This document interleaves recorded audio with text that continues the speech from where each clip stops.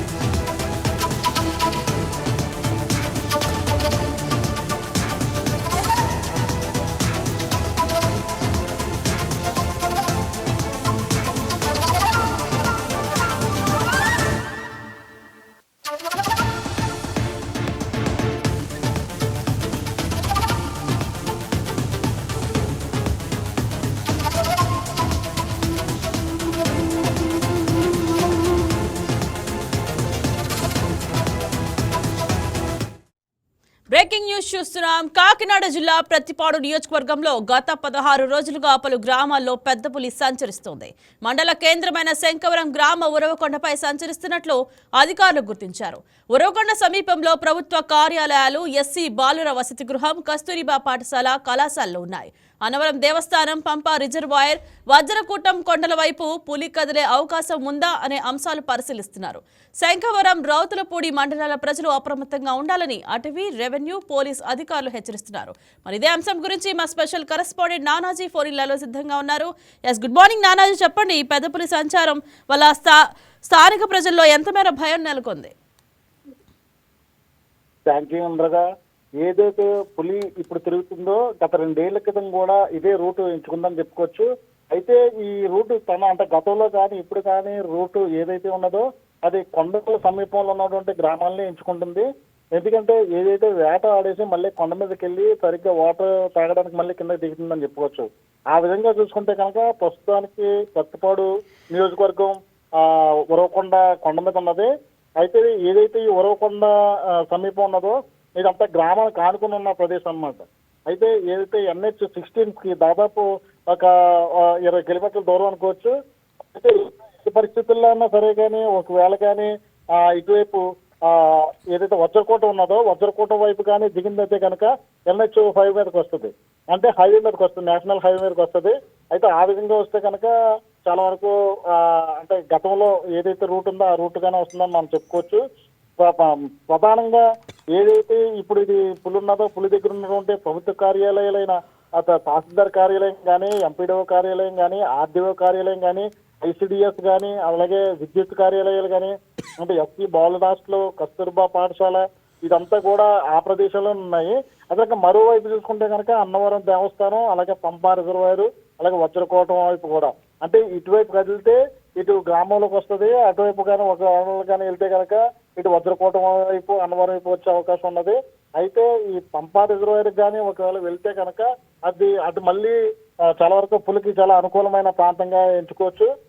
ఒకవేళ గ్రామాల్లో కానీ వస్తే కనుక ఏదైతే ఈ శంకవరం గ్రామంలో కానీ వస్తే కనుక ప్రజలందరూ కూడా అప్రమత్తంగా ఉండాలని చెప్పేసి అధికారులు ఎప్పటికప్పుడు పర్యవేక్షణ చేస్తున్నారు.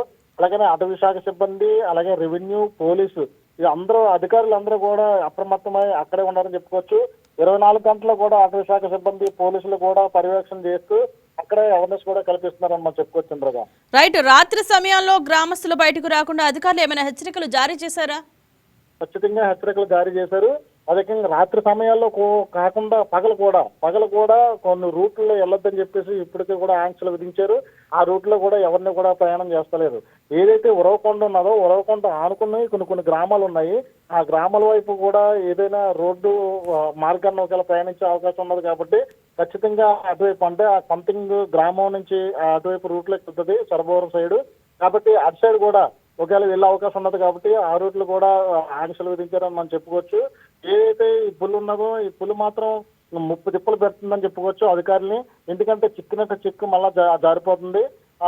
దీనికి సంబంధించింది ఎక్కడైతే ఇది రెస్క్యూ టీమ్ కు అనుబంధంగా లేని ఏరియా ఉంటుందో అది ఆ ఏరియాలో తిరుగుతుందని మనం చెప్పుకోవచ్చు.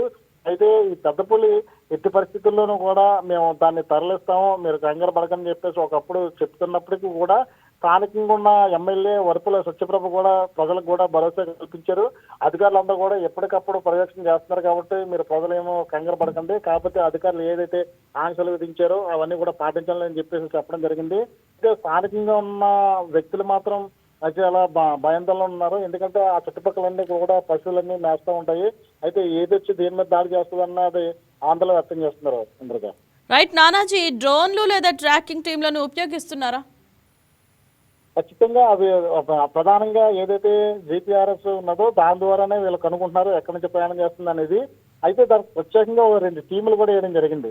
ఎందుకంటే ఏదైతే ఫ్రీక్వెన్సీ ఉన్నదో పులి మెడలో ఉన్నటువంటి జియో ట్యాగింగ్ ఆల్రెడీ వీళ్ళ దగ్గర ఉన్నటువంటి ఫ్రీక్వెన్సీని పట్టుకుని, అలాగే మహిళా అటవీ శాఖ సిబ్బందితో కూడా ఉన్నారు. వాళ్ళు కూడా దగ్గరగా టీముల కింద బయలుదేరి ఎక్కడైతే పులి సంచరిస్తుంది అన్నది కూడా ట్రాకింగ్ చేస్తూ ఉన్నారు. ఖచ్చితంగా అంటే కొంతమంది అయితే ఈ ట్రాకింగ్ మీద వర్క్ చేస్తున్నారు, కొంతమంది డ్రోన్ సిస్టమ్ ద్వారా వర్క్ చేస్తున్నారు, కొంతమంది ప్రజలను ఎవరిని కూడా దగ్గరలో రానివ్వకుండా వ్యవహరిస్తున్నారు. ఇలాగ సిబ్బందులు వివిధ రకాలుగా డ్యూటీలు చేస్తూ అంటే ఆ చుట్టుపక్కల ఏదైతే ప్రయాణం చేస్తుందో ఆ ప్రజలందరూ కూడా అప్రమత్తం చేస్తారని చెప్పుకోవచ్చు. Right, thank you Nanaji.